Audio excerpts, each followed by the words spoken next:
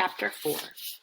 I wasn't sure how long I'd lain in the underbrush, but the soldiers seemed to have left the forest some time ago, and the air around me was dark now, except for a partial moon that hung low in the sky.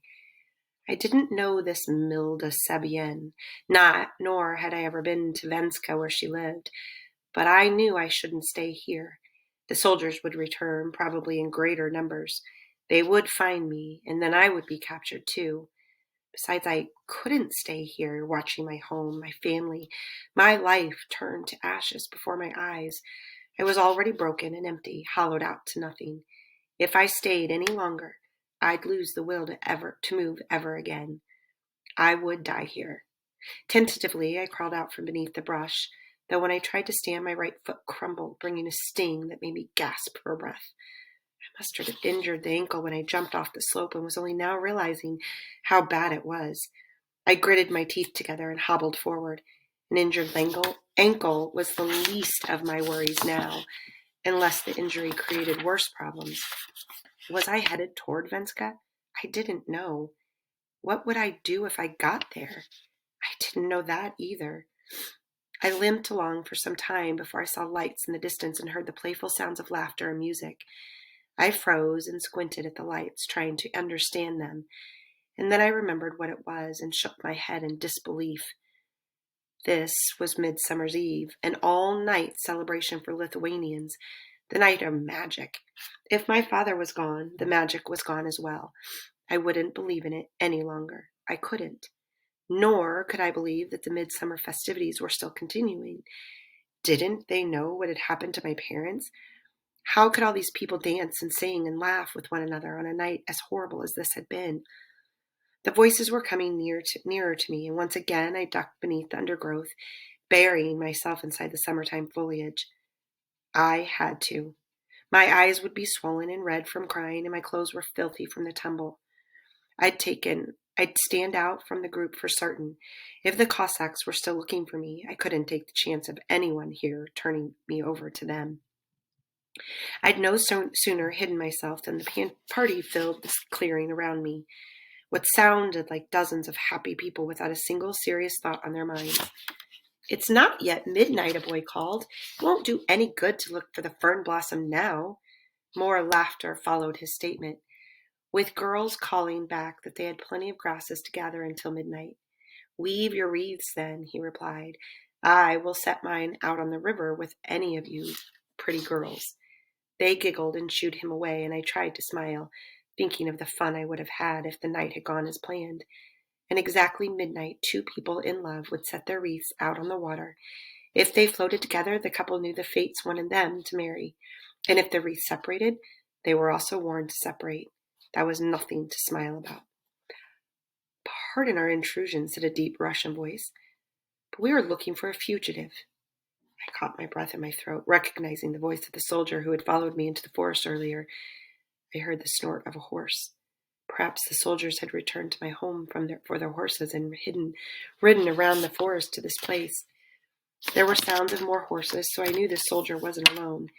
It didn't matter how many more had come. I couldn't outrun a single soldier on my injured foot. "My name is Officer Rusakov, and I am new to this district," the man continued. "The fugitive is a blonde girl in braids wearing a white blouse and skirt." "Sir, you've described most of the girls in Lithuania tonight," the boy who had spoken before said. His comment wasn't taken kindly. I heard him gasp as he was hit, perhaps with the butt of a soldier's rifle, and he fell to the ground. "This girl was a child, perhaps no more than 12 or 13, Officer Rusakov continued. "She is the daughter of Henrikas and Lena Zakaris. They have just been arrested." My heart skipped a beat as I absorbed his words. My parents were alive, both of them, for the first time since I'd seen those soldiers come up the hillside. I felt a sliver of hope.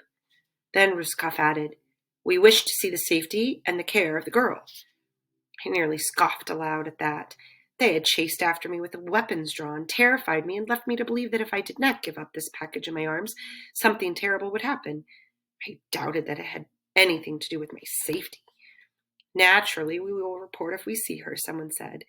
But the Zakaris family kept to themselves. I doubt any of us even know this girl.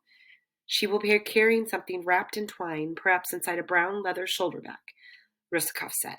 Her clothes will be dirty from hiding, and I am confident that you will recognize her, and can promise you a fine reward for turning her in. Turn me in? Hardly the words someone would use if their only wish was to see my safety and care. None of the people here should know me, even from the few times I'd been to the markets. I knew how to blend in with the shadows, how not to be noticed. I was more comfortable that way. A different girl spoke now. With your permission, sir, the hour is creeping closer to midnight. We beg you to allow us to our traditions. Your foolish Lithuanian stories, Rusakov said. They'll be gone soon enough. And after a heavy sigh, he added, but you may carry on for tonight as long as you do not get in our way. We will remain in the area to continue searching. Slowly, the people who had been laughing and singing minutes ago began moving among the trees. I was sure all of them wanted to get as far from the officers as possible, but nobody wanted to be the first to leave the area. Maybe they figured they were safer here, together in one group, for it seemed impossible that the officers would attack so many people at once. But for all I knew, they would. I looked around me and silently groaned. I was hiding in a thick patch of ferns. Of all nights and of all places to hide, I had made the worst possible choice. Perhaps the fern blossom is here, a girl said, her voice coming closer to where I was, more quickly than I could figure out what to do about. Perhaps, oh, I knew she'd seen me, and I turned to look up at her, then silently shook my head, pleading with her not to turn me in. She had every reason to do it, including a reward that would probably be a great help to her family. If the officers discovered that she had allowed me to stay in hiding, my punishment would also become hers. She stared down at me, and then her eyes darted away as she decided what to do. I recognized this girl. Her name was Violetta, and she sold pastries on market day from her father's bakery. What is it, Violetta? A friend called to her. What have you found? Yes, Officer Rusakov called, his tone dripping with suspicion. What have you found?